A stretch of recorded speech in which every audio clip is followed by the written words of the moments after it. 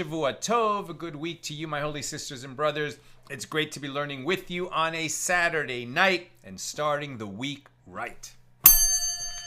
Let's light up the darkness. Who's in the house? Sharon in New Jersey, Nancy in North Carolina, Bella in Florida, Joe in the Inland Empire, Shandor in the Bronx, Lucy in Minnesota, Chaim in Florida, Marjorie in Georgia, Ella in Southern California, Shandor in the Bronx, Lucy in Minnesota. Welcome, everybody. Great to be with you. Reminder, I am traveling to New York tomorrow for the New York City premiere of Guns N' Moses. That's going to be Monday night. Let's put the link in the comments, please, Nina. If anyone can make it, they find themselves in the New York area. It's a gala premiere for a beautiful charity, Join Israel, which assists at-risk youth, families, and seniors in need in Israel. And that's never been so needed as right now. So that's Monday night. So at any rate, I'm traveling tomorrow, premiere on Monday, traveling on Tuesday. So after tonight, our next class, AT Daily, will be on Wednesday. So no class after tonight until Wednesday. Okay. Our daf tonight is page 145 here in Tractate Bava Basra, the 23rd volume of the Talmud, and we're continuing our discussion of Mishnah number 5 here in chapter 9. And it's a little bit complicated, but let's try to make it simpler. So it's like they had in ancient times a sort of collective wedding society. And basically, just think of it like this. Maybe the families weren't around or weren't able to pay for the wedding. So the groom is paying for his own wedding, and that's difficult for him. He's got a best friend. It's going to be his best man. And so the best friend says, hey, listen, I know you need some help. I'll help you pay for your wedding. Maybe it's going to cost $1,000 and I'll give you $500 of your wedding. Inexpensive wedding, a long time ago. But I'll help you. I'll give you money toward your wedding. And then when I get married next year, then you'll help me with my wedding. Okay? So that's called the gift of the groomsmen. And they would make this kind of reciprocal arrangement. Now, sometimes there were these reciprocal arrangements in place, but it was the sort of the groom and the groomsmen were helping each other, but it was their fathers who were funding it. Okay, so I'm paying for my son's wedding. I can't afford to pay for the whole thing. He's got a best friend, and the best man's dad is going to help me pay for my son's wedding. Okay, so we pay for the wedding. And then, can happen in a few different ways. So, for example, if, then the best man's dad, he dies, right?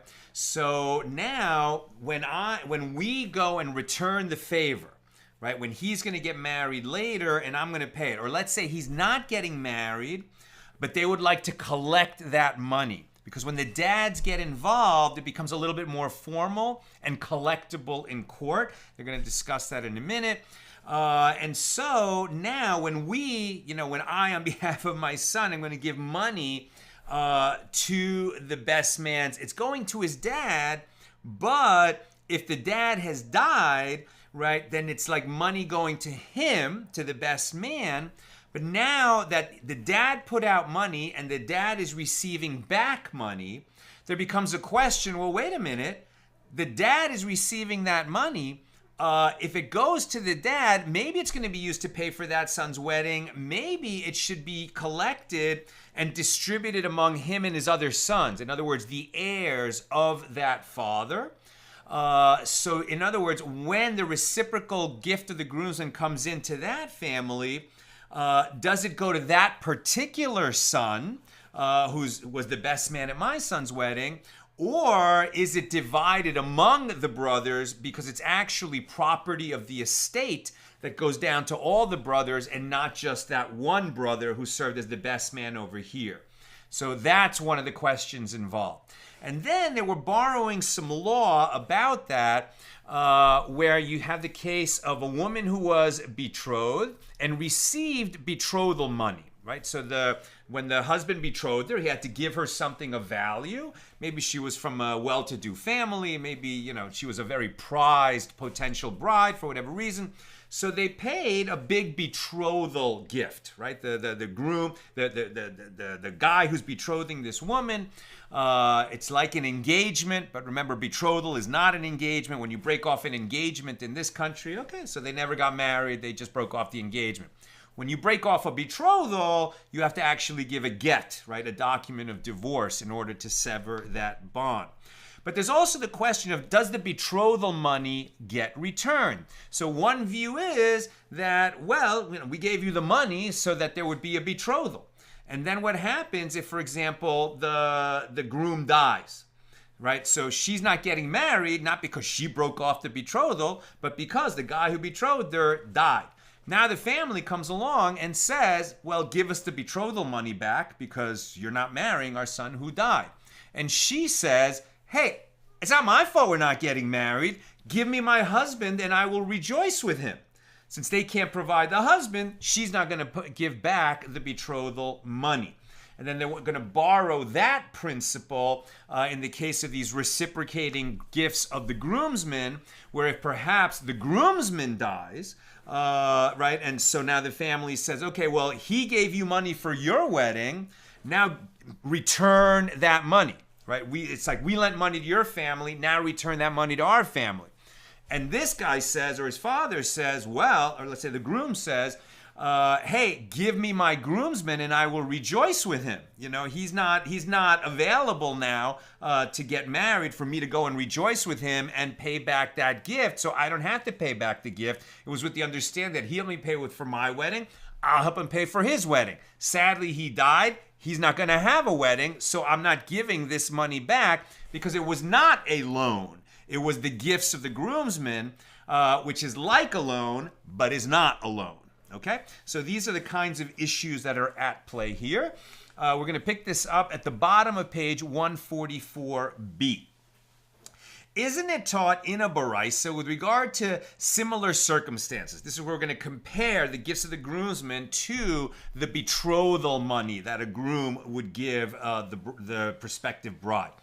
Isn't it taught in a baraisa with regard to similar circumstances in a place where people are accustomed to return the betrothal money, When the betrothed man or woman dies, so there's not going to be a wedding because one of them died.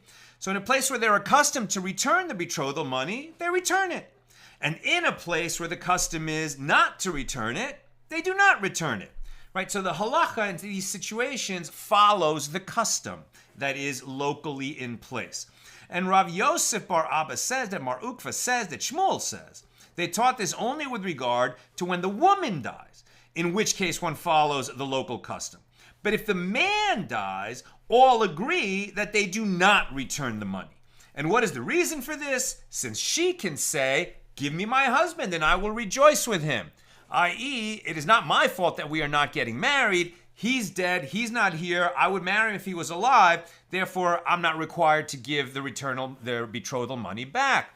So here too, in the case of the reciprocating gifts of the groomsmen, let this guy say, give me my groomsmen and I will rejoice with him. Since he's no longer alive and I'm not going to be able to rejoice at his wedding, we don't have to pay this money to your family to reciprocate the gift of the groomsmen. Now, Rav Yosef said, with what are we dealing here? Shmuel's statement is referring to a case where the original recipient,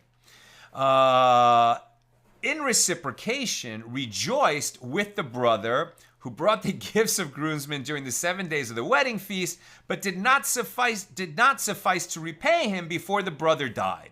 Since it was the usual practice to send the gifts of groomsmen after the groomsmen rejoiced with the betrothed man for 7 days, interesting, right? So after the wedding is when you send this money to help him. He is obligated to reciprocate the gifts of groomsmen, and the Yavam cannot claim them for himself. Now, this is now the added wrinkle that the man who died, right? So he died. Now, either he died before his wedding or during the 7 days of celebration, but he died. And let's say before the wedding, and now he had no children and he left a brother. Now this brother is one of the potential heirs in this situation. So here he becomes a yavam, right? The surviving brother has an obligation to marry the widow. They can perform chalitza, the chalitza ceremony, and go their separate ways, or they can choose to get married. So now if the brother steps in and marries, the Yavama, right, the widow of this man who died without children, does he also step into the place of his brother with regard to receiving the reciprocal gifts of the groomsmen? Now the Gemara suggests, shall we say that Shmuel's statement that a betrothed woman can claim, give me my husband and I will rejoice with him. In other words, I'm not going to return the betrothal money because the guy died. That in fact, that's not an accepted principle. Rather, it is a disputed principle, and it's disputed between the Tanaim, the sages of the Mishna. As it is taught in a Baraisa, with regard to one who betrothed a woman, and then he divorces her, or he dies. So if she is a virgin, she collects 200 dinars in payment of her marriage contract, her ketubah. Now, what are they talking about? Well, when they get married, he has to give her a ketubah, which says minimally that if he divorces her, he has to pay, or I'm saying if he dies or divorces her, he has to pay 100 dinars in the case of a woman who's been married before, or 200 dinars in case of a woman who's a virgin, meaning it's her first marriage. Here, they never got married. They were betrothed, which requires a get to undo it, but they never made it to the chuppah, right? They never stood beneath the wedding canopy and actually got married. So the question is, when there is a betrothal that's broken off because the husband, the betrothed man, call it the fiancee, but it's not the same terms, right? So the betrothed man, because he dies or breaks off the betrothal, does he also owe the payment of the ketubah, or does his estate owe the payment of the ketubah in case he dies? Where was I? Okay, so there's as it is taught in the Baraisa, with regard to one who betrothed the woman, and then he divorces her or dies. So if she's a virgin, she collects 200, and if she's a widow, she collects 100, meaning she collects the ketubah. Now, in a place where people are accustomed to return the betrothal money, when either the betrothed man or woman died, they return the betrothal money. In a place where people were accustomed not to return the betrothal money, they do not return it. This is the statement of Rabbi Nassan. Rabbi Yehuda Hanassi, Rebbe, says, actually, they said, in a place where people were accustomed to return it, they return it. And in a place where people were accustomed not to return it, they do not return it. Sounds the same. And the Gemara says, the opinion of Rebbe is identical to the opinion of the first Tana, i.e. Rabbi Nassan. So rather, is it not that the difference between them concerns the validity of the claim, give me my husband and I will rejoice with him? Meaning, he died, therefore she says, I'm not returning the betrothal money.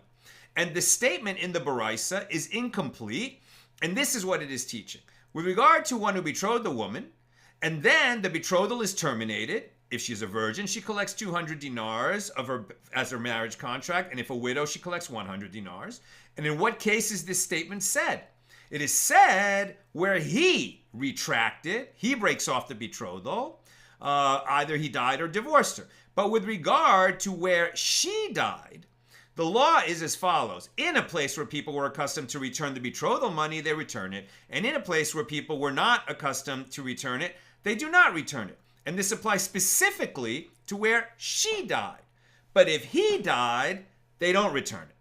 What is the reason for this? It is because she can say, give me my husband and I will rejoice with him. Right? So the betrothal ends because he dies, then right, if he dies, then she doesn't have to return the money. Wait a minute, now I want to make sure I get this right. Right, if she dies, then you follow the local custom that the betrothal money is returned in some places and not in others. But if he died, she doesn't have to return the betrothal money. Why? Because she can say, give me my husband and I'll rejoice with him. Since he's not available to marry her, she doesn't have to return the betrothal money. This is the statement of Rabbi Nassan. And Rabbi Yehuda Hanassi, Rebbe, came to say, actually, they said, whether he died or whether she died, we don't distinguish. In a place where people were accustomed to return it, they return it. In a place where people were accustomed not to return it, they do not return it. It makes no difference whether he died or she died. We follow the local custom on returning the betrothal money. And she cannot say, give me my husband and I will rejoice with him, if she's in one of the regions where they return betrothal money when a betrothal is broken off, whether, no matter who dies, in this case, when he died, she can't claim, give me my husband, I'll rejoice with him. She can't make that as a legal claim. If that's a kind of place where they return the betrothal money, then according to Rebbe, she has to return it. But according to Rabbi Nassan, she doesn't if he died. Okay, so that was one explanation. The Gemara rejects this explanation. No, everyone agrees that she can say, give me my husband and I will rejoice with him. If he dies, she doesn't return the betrothal money. And in a case where he died, meaning everyone agrees that she does not have to return the money. Where they disagree is in a case where she died. And here it is with regard to the question of whether the betrothal money is given as a sunk cost, i.e. that it is not returned even if the betrothal is not consummated. This is where they disagree. Rabbi Nassan holds that betrothal money is not given as a sunk cost, and in a place where people were accustomed to return it, they return it. And Rabbi Yehuda Hanassi holds that betrothal money is given as a sunk cost, meaning that when he betrothed her, he gave her that money in order to betroth her. She received it as the betrothal money. It's done. There's no returning of betrothal money. That's what it means if it is a sunk cost.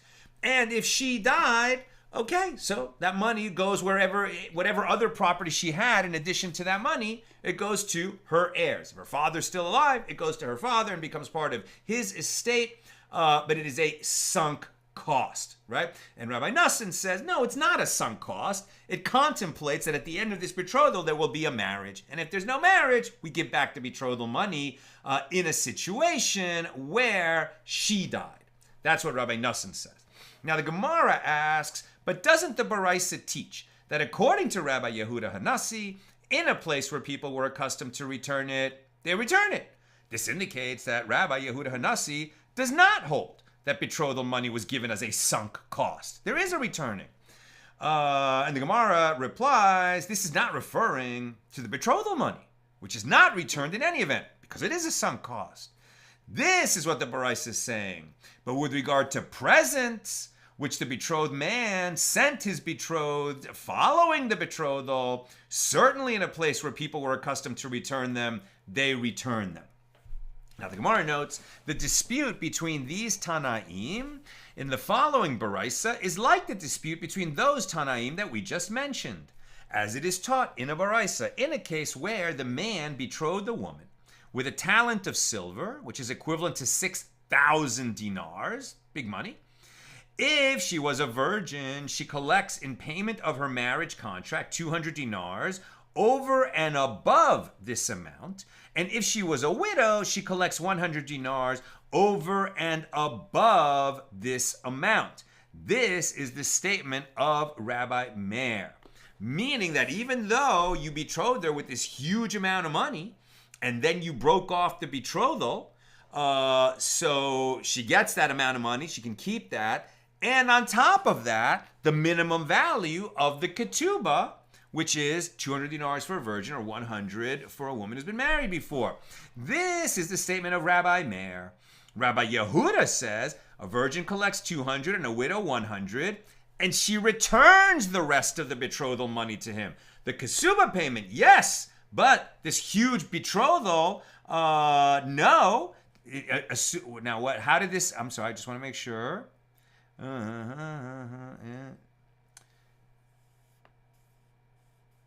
Okay, so they're not explaining why this betrothal ended. They're just saying there was a betrothal, and then for some reason it's being broken off.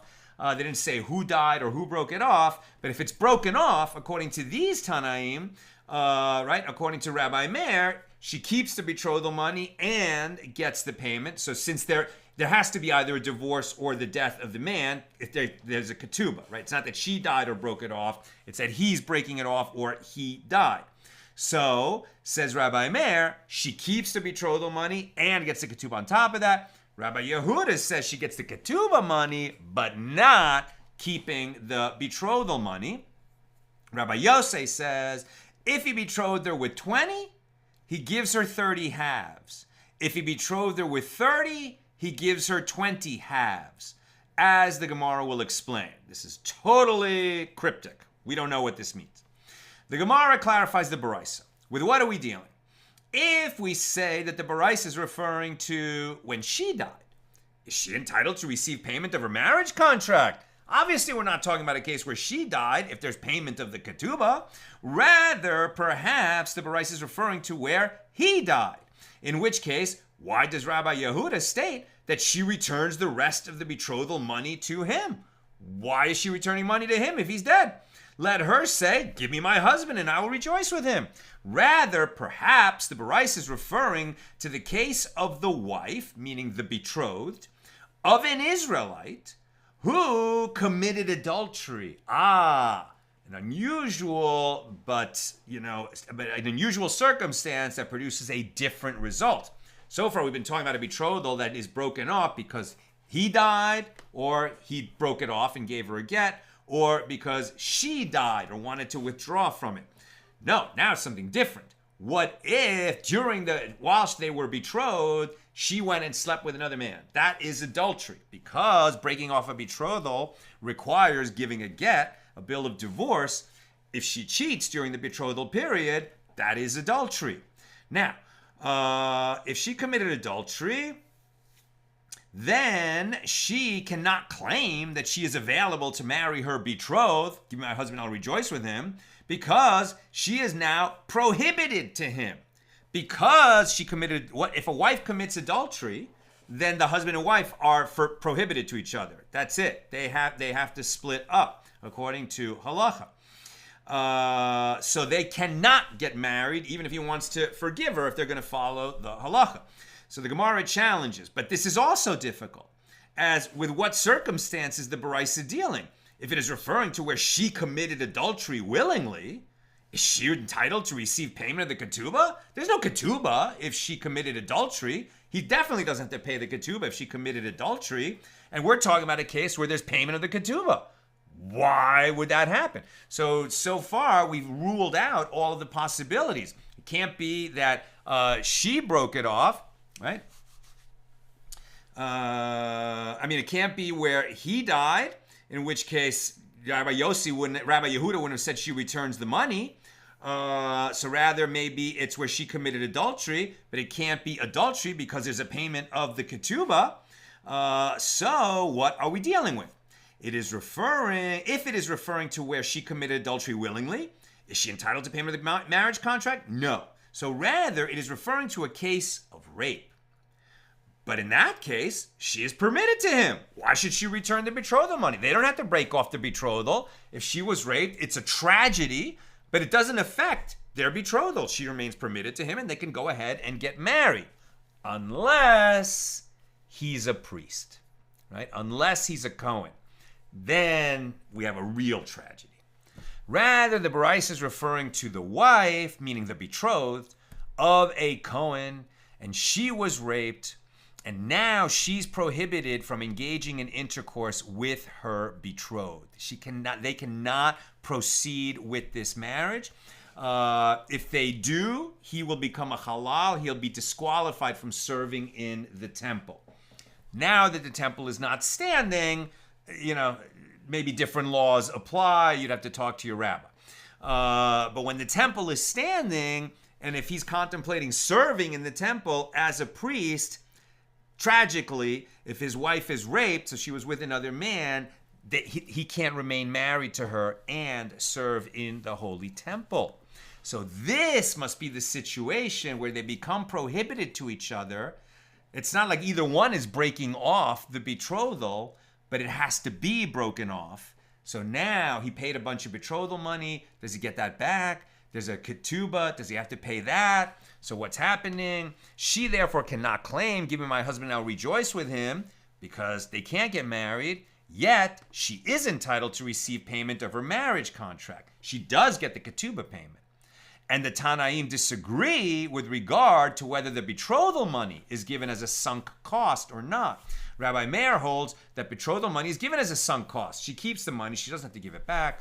Rabbi Yehuda holds that it is not given as a sunk cost. And Rabbi Yossi is uncertain if it is given as a sunk cost or not. Now, the Gemara explains Rabbi Yossi's opinion. And since it is uncertain whether or not she is required to return the betrothal money, therefore, she returns only half the money. Because of uncertainty, she returns half of it. And that's because there is a dispute among the Tanaim when we have money that's in one person's possession and it's unclear whether it belongs to him or to another, and there's no way to determine it. It's uncertain. According to one view, they split it. And according to the other view, no. We always say that somebody who is the claimant, who's trying to get money out of somebody else's possession, he has to prove, right? He has the burden of proof in order to remove money from the possession of the person it's in.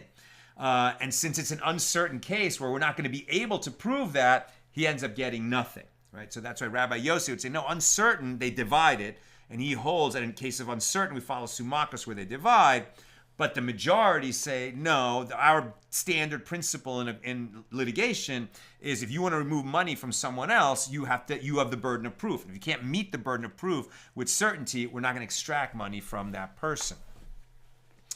And that's why they would divide it. And this is where you get the 30 halves and the 30 sela. Since she is entitled to 100 dinars in payment of her marriage contract, he gives her 20 halves of a sela, the equivalent of 40 dinars, as they work out that math. Now, Rav Yosef Bar Minyumi says that Rav Nachman says, in every place where they were accustomed to return the betrothal money, they return it. And the interpretation, now this is just a normal betrothal gets broken because let's say one of them dies or the other. It's unclear here whether he's saying it's because he dies or because she dies. He's just said in every place where they were accustomed to return betrothal money, they return it. And the interpretation of this statement is that it is referring to Nehardea. And the Gemara asks with regard to the rest of Bavel, the rest of Babylonia, what is the law? And Rab and Rav Yosef both say the presents are returned and the betrothal money is not returned. Rav Papa said the halacha is that whether he died or whether she died or whether he retracted his agreement to betrothal and he divorced her, in all these cases the presents are returned and the betrothal money is not returned. If she retracted her agreement to the betrothal and requested a divorce, even the betrothal money would be returned. A Maimar said the betrothal money is not returned. This is a rabbinic decree, lest people say that betrothal takes effect with her sister. Meaning, the concern here is if a man betrothed a woman and then they broke off the betrothal and he gives her a get, or let's say, and he has to give her a get to break off the betrothal, then the question is, well, they never made it to the chuppah. Now, if a man is married to a woman, right, they're fully married, and then they divorce, can he marry her sister?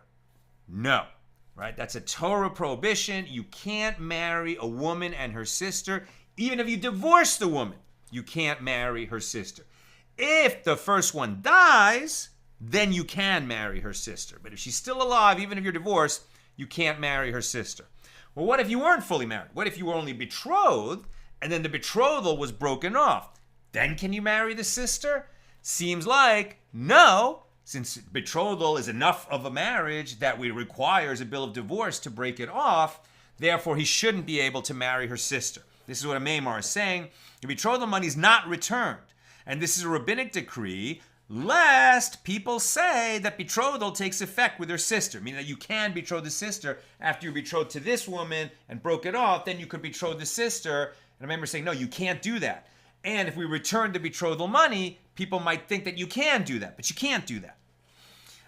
If the betrothal money is returned, people are likely to think that betrothal is retroactively nullified rather than ended with a get, and that the man can betroth their sister, whereas in fact, the betrothal was not retroactively nullified, and he cannot betroth the woman's sister.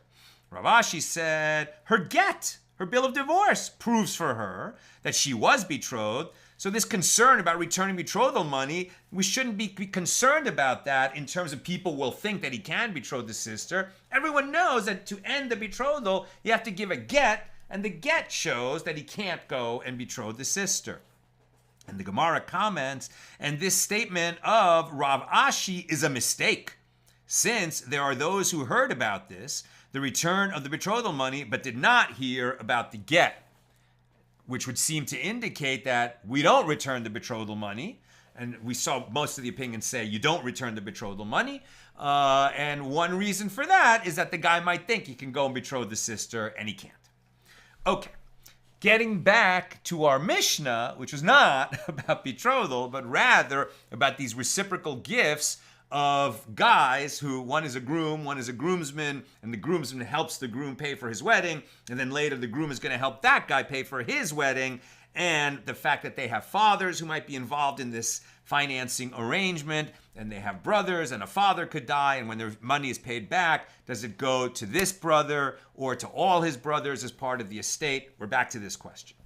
Okay, the Mishnah teaches, if the gifts of groomsmen are reciprocated after the father died, okay? So in other words, this guy, the best man's father, he helped me pay for my son's wedding, right? Now we're going to pay that back. And when we're paying it back, the father has died. So who am I paying back to? Seems like the simple answer is, well, I'm just going to help my son's best friend pay for his wedding. Why should his brothers be involved?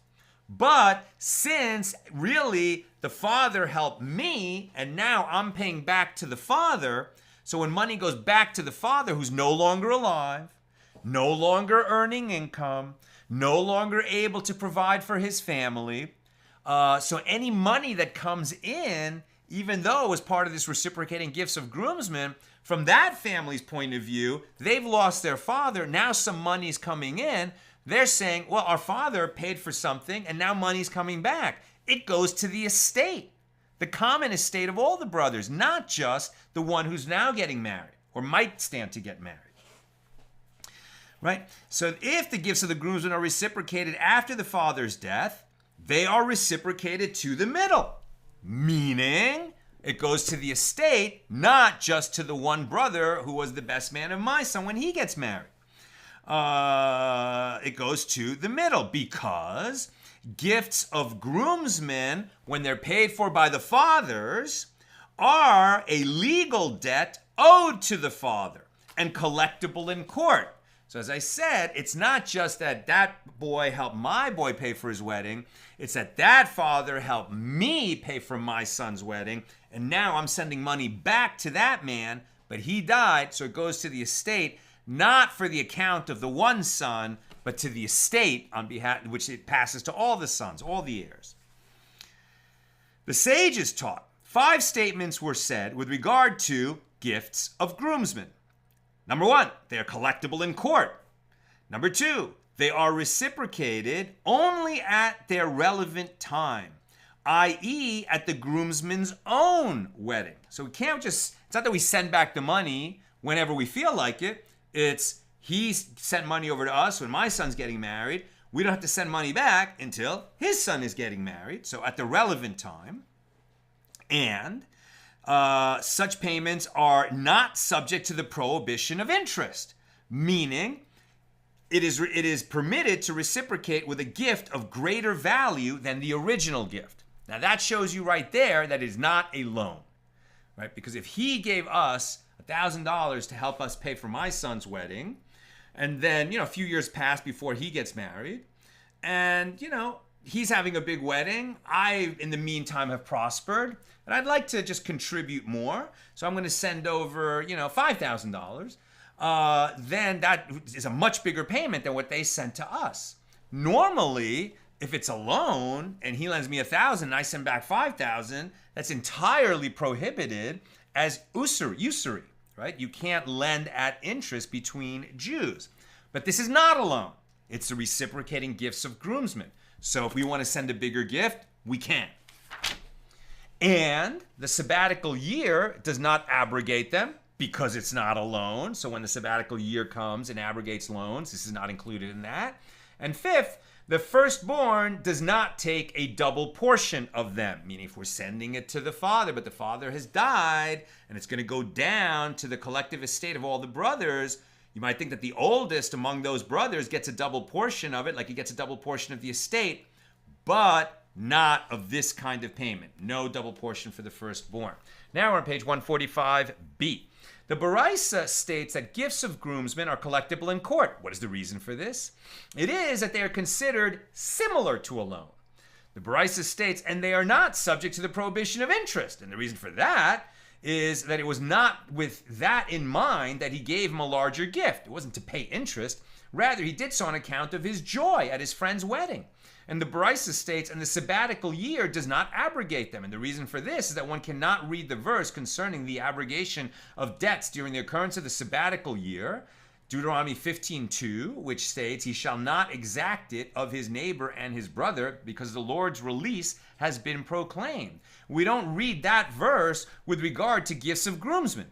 Since one cannot choose to exact the gifts until the time of one's own wedding, they are not addressed by this verse. And the Baraisa states, and the firstborn does not take a double portion of them, and the reason is that they constitute potential inheritance rather than inheritance. It's potential inheritance. And the firstborn does not take in inheritance the property due to the deceased as he does the property that was actually in the possession of the deceased when he died. New subject. Rav Kahana said the principle with regard to the reciprocation of gifts of groomsmen is this. If the recipient was in town when his groomsmen wed, he should have come to the wedding. And even if he did not come, he is obligated to send the gifts of groomsmen. We're getting into slips, kind of get the picture, right? So now we're just talking about the friends themselves. We're not talking about their dads, right? So this guy was, Reuven was a groom, and Shimon was his best man. And Shimon gave him money, right, during the wedding to help him pay for his wedding. Shimon was the best man. He was a groomsman at Reuven's wedding. Okay, great. Year goes by. Now Shimon's getting married. Maybe Shimon, maybe they're not such good friends anymore. Maybe they're not talking. Shimon, for whatever reason, didn't invite Reuven. Interesting situation. So according to this, if Shimon is getting married and Reuven hears about the wedding, he needs to go.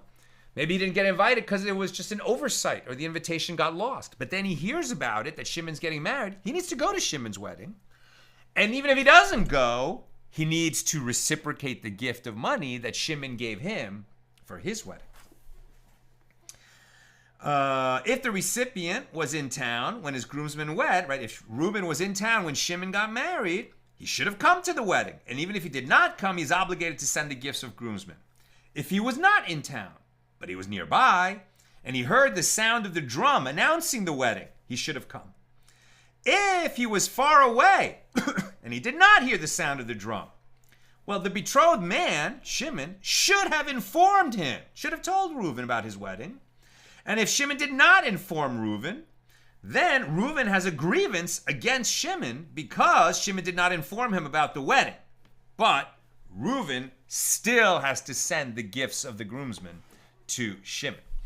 In this case, since he did not partake in the wedding feast, and he wasn't informed of it, and there was no reason that he would have heard of it, he is entitled to deduct a sum from the reciprocal gift. And the Gemara asks, how much does he deduct? And Abaye said, the members of a wedding feast were accustomed to deduct according to the following principle.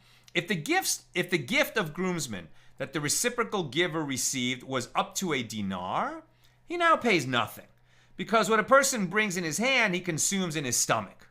Right? In other words, if Reuben received 1 dinar from Shimon to help him pay for his wedding, and then he didn't attend Shimon's wedding because Shimon didn't inform him that he was getting married, he doesn't have to send anything. Right? Because if he had been there, he would have eaten about a dinar's worth of food. He wasn't invited, he wasn't informed, so he doesn't have to pay anything. If the gift of the groomsmen was up to 4 dinars, Shimon gave Reuben between 1 and 4 dinars. Now that Reuben wasn't informed about Shimon's wedding, he has to pay half of what he received from Shimon. And from that sum onward, each person deducts according to his prominence, i.e. in accordance with the outlay that would have been required to honor the reciprocal giver properly had he participated in the wedding feast. The sages taught in Tosefta 10:9, if one served as groomsman for his friend at a public wedding, and when the groomsman himself wed, he requested that his friend reciprocate by serving as a groomsman for him at a private wedding. Well, the friend can say to him, I am willing to reciprocate and serve as a groomsman for you at a public wedding, where the rejoicing is greater, in the manner that you served as a groomsman for me. But since your kind of wedding is a very different kind of wedding than what you participated in at my wedding, I'm not going to reciprocate. And he doesn't have to. If one served as a groomsman for his friend when he married a virgin, and he requested that his friend reciprocate by serving as a groomsman for him when he marries a widow, the friend can say to him, I shall serve as a groomsman for you only when you marry a virgin in the manner that you served as a groomsman for me. But I'm not going to reciprocate since you're having a different kind of wedding than I had. If one served as a groomsman for his friend when he married his second wife, and he requested that his friend reciprocate by serving as a groomsman for him when he marries a first wife, the friend can say to him, when you marry another woman, I will serve as a groomsman for you. If one served as groomsman for his friend when he married one woman, and he requested that his friend reciprocate by serving as a groomsman for him when he marries 2 women, a long time ago, the friend can say to him, I will serve as a groomsman for you when you marry 1 woman, in the manner that you served as a groomsman for me, but not when you're marrying 2 women. That's a different kind of wedding. We don't have that reciprocal obligation. And that concludes our discussion of reciprocating groomsmen's gifts in discussion of Mishnah number 5.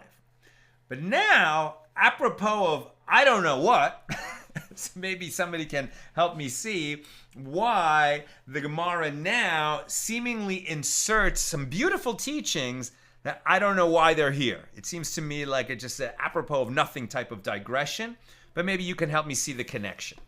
Okay, so, and we're almost done. So this is just a few kind of added teachings at the end of the discussion of Mishnah number 5, but they really have nothing to do with groomsmen's feasts and reciprocating gifts. Okay.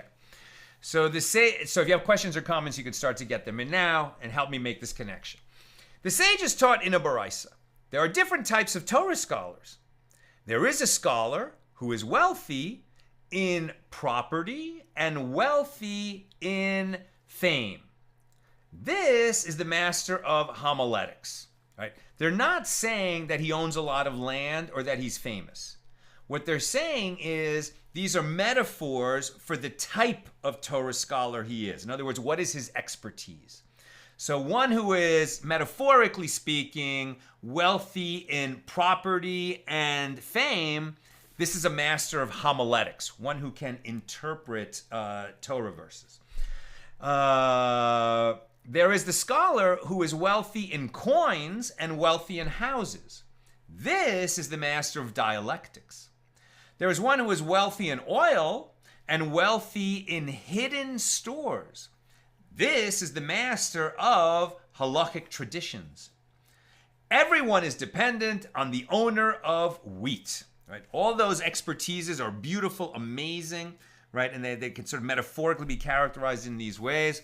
But the one that everybody's dependent on is the owner of wheat. And this is the master of Talmud, who understands the reasons behind the rulings and traditions.